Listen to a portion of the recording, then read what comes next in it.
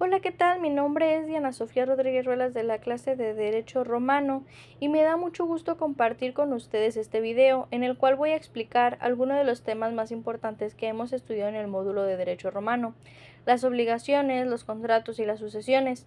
Estos tres temas forman parte del núcleo esencial del derecho privado y aunque puedan parecer antiguos, su influencia llega hasta nuestros días. ¿Qué veremos el día de hoy? Obligaciones en el derecho romano, contratos romanos y su clasificación, sucesiones testamentarias e intestadas, y a lo largo del video también compartiré una reflexión sobre la importancia del estudio del derecho romano y cómo esta materia me ha ayudado a ver el derecho desde otra perspectiva, más profunda, más estructurada y con mayor sentido histórico y lógico. Así que los invito a quedarse, escuchar y aprender conmigo. Antes de empezar, les comparto una frase que a mí me gustó mucho: conocer nuestras raíces jurídicas nos prepara para construir el futuro del derecho. Entonces, sin más que decir, comenzamos. Empecemos con el tema de las obligaciones. En el derecho romano, una obligación era el vínculo jurídico por el cual una persona quedaba obligada frente a otra para cumplir con una determinada prestación. Esa prestación podía ser dar algo, hacer algo o abstenerse de hacer algo. Lo interesante es cómo los romanos clasificaron estas obligaciones, ya que su clasificación aún sirve como base para nuestro derecho moderno. Principalmente se dividían en dos grandes grupos: obligaciones contractuales, que nacían de un contrato válido entre las partes, y las obligaciones extracontractuales, que surgían de otros hechos, como cuando una persona causaba un daño o se encargaba de administrar un negocio ajeno sin haber sido autorizado. Por ejemplo, si alguien pedía dinero prestado y firmaban un contrato, eso era una obligación contractual, pero si alguien sin permiso cuidaba la tienda de otro durante su ausencia y tomaba decisiones por el bien del negocio, esa era una obligación extracontractual.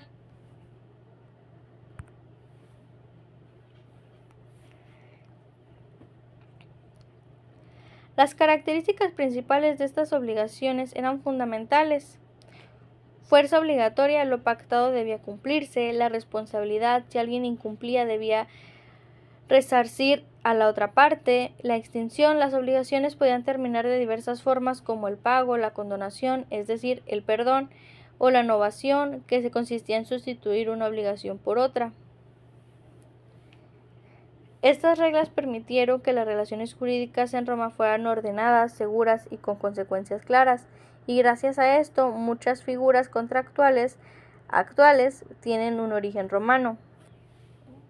Como yo les decía, la importancia de las obligaciones es la base de relaciones económicas y civiles, garantía del cumplimiento de deberes y fundamento para el derecho moderno civil. Ahora pasemos al tema de los contratos, que es una de las fuentes más importantes de las obligaciones. En Roma, los contratos eran acuerdos jurídicos entre dos o más personas que generaban derechos y deberes recíprocos. Y como en la actualidad los contratos servían para intercambiar bienes, servicios o compromisos, una de las grandes aportaciones de los romanos fue la clasificación de los contratos según cómo se formaban. Los contratos verbis, formados mediante palabras solemnes, por ejemplo un contrato oral con ciertas fórmulas que, si no se decía exactamente como debía, no era válido.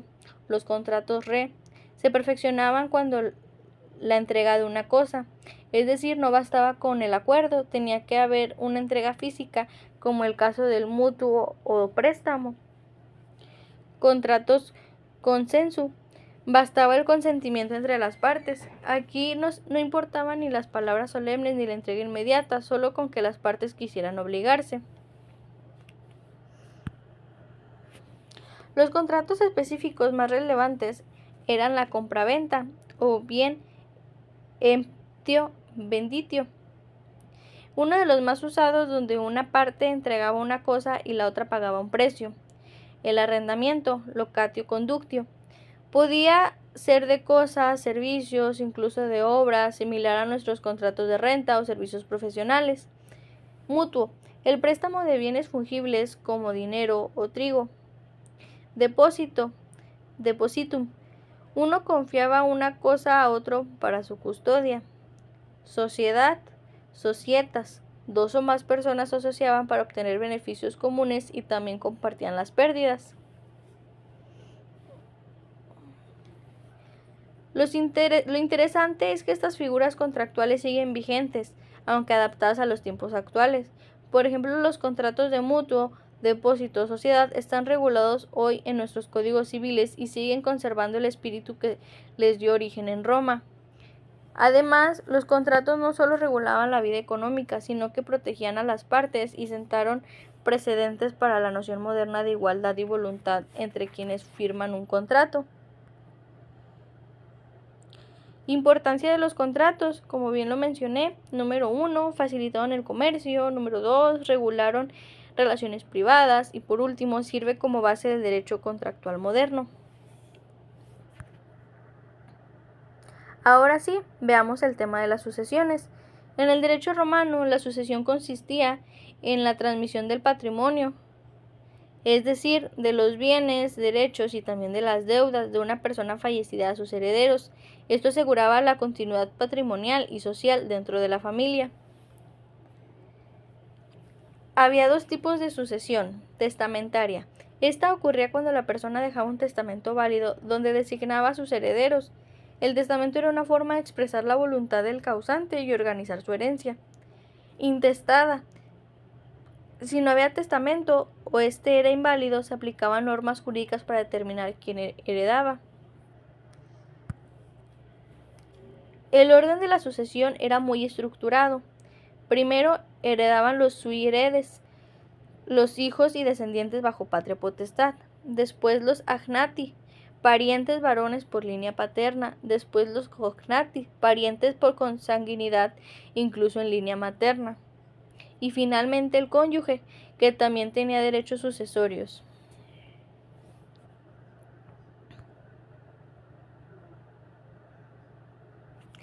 Las sucesiones romanas tenían tres características clave: universalidad,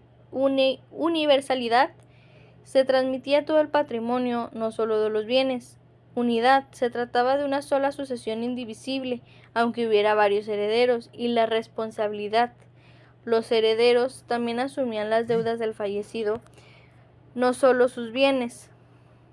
Esto permitía mantener la unidad familiar y económica y también garantizar que los compromisos del fallecido se respetaran.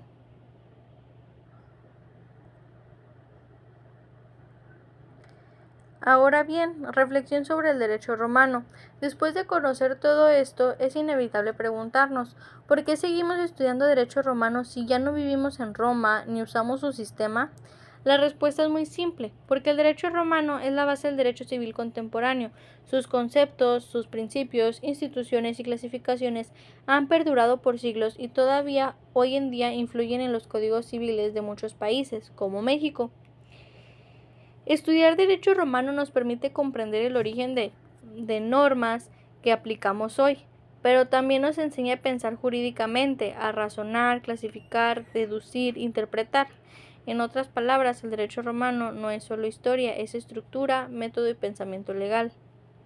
Yo lo resumí en tres partes. Raíz del derecho civil contemporáneo, nos enseña lógica, orden y evolución jurídica, y sus conceptos siguen vigentes en códigos actuales. El derecho romano no ha muerto y vive en cada contrato y ley moderna. Ahora bien, mi conclusión personal. Durante este módulo he aprendido muchísimo. Ha sido una experiencia motivadora y enriquecedora.